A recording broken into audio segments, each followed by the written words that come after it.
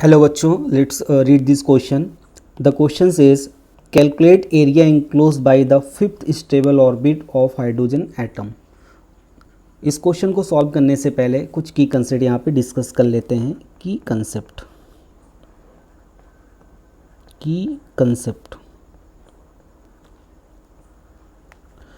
तो की कंसेप्ट में यहाँ पे सबसे पहले कैलकुलेट करते हैं radius of orbit.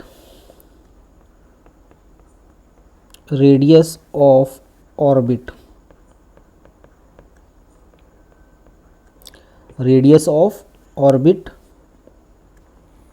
For hydrogen like atom.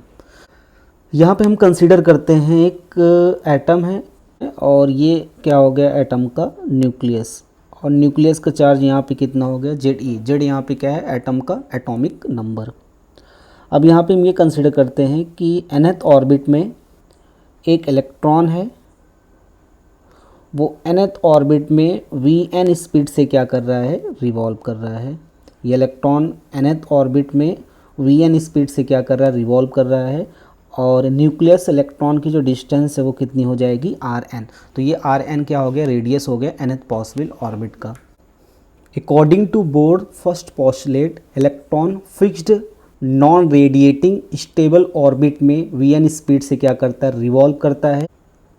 तो यहाँ पे रेडियस हो जाएगा nth पॉसिबल ऑर्बिट के लिए rn equal to 0.53 n square divide by Z angstrom.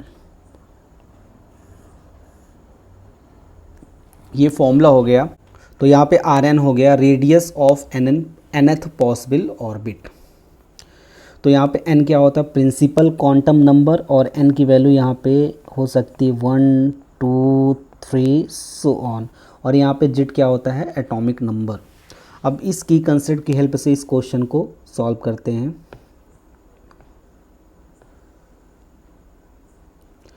तो इस क्वेश्चन का यहाँ पे सलूशन हो जाएगा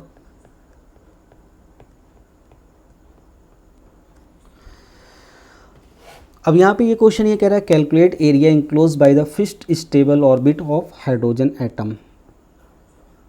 तो यहाँ पे हाइड्रोजन एटम की बात हो रही है.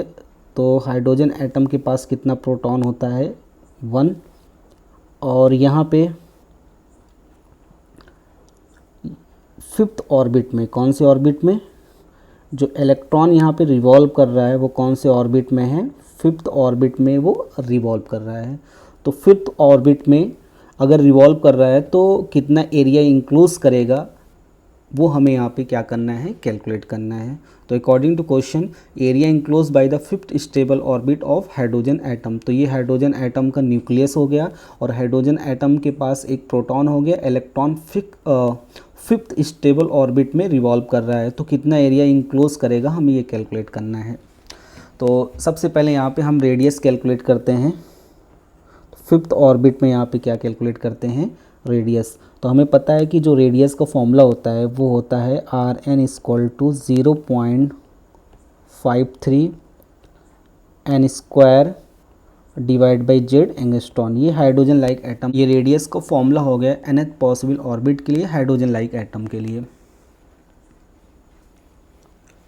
अब यहाँ पे अगर हमें फिफ्थ ऑर्बिट के लिए कैलकुलेट करना है हाइड्रोजन के लिए कैलकुलेट करना है तो ये हो जाएगा 0.53. n की वैल्यू कितनी हो जाएगी 5, क्योंकि फिफ्थ ऑर्बिट में रिवॉल्व कर रहा है. ये हो जाएगा 5 स्क्वायर डिवाइड बाई जेड की वैल्यू यहाँ पे कितनी हो जाएगी 1, और 1 एंगस्ट्रॉम में कितना होता है 10⁻⁻10 मीटर.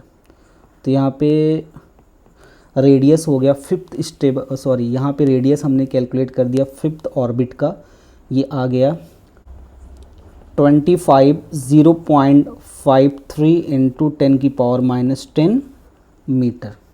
ये इक्वल टू यहाँ पे हो गया 13.25 इंटू 10⁻⁻10 मीटर.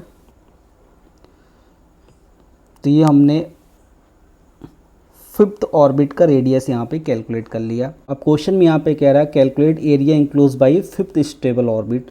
तो यहाँ पे फिफ्थ स्टेबल ऑर्बिट कितना एरिया यहाँ पे इंक्लोज करेगा. तो ये देखो पूरा सर्कुलर है, ये जो इलेक्ट्रॉन मूव कर रहा है ये सर्कुलर पार्ट में मूव कर रहा है और इसका रेडियस यहाँ पे कितना है r5। तो एरिया हो जाएगा यहाँ पे, तो इस सर्कल का एरिया यहाँ पे हो जाएगा पाई आर स्क्वायर।